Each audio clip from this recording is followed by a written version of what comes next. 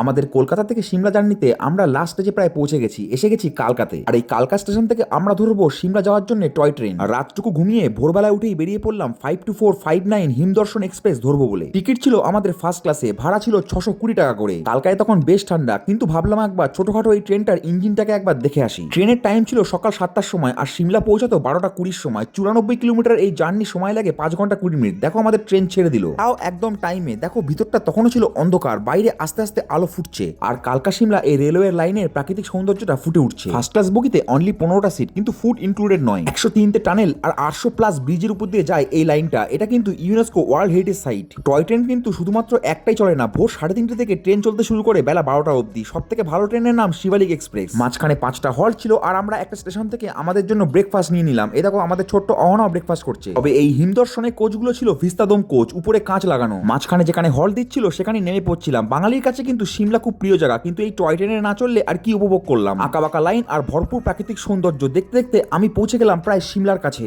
আর এই নিয়ে আমি 4বার সিমলা আসলাম, তার মধ্যে 3বার টয় ট্রেনে। এটাই সিমলা স্টেশন, যেটা এখন জমজমাট। চলো সবাইকে টাটা, দেখা হবে নতুন কোনো দিন।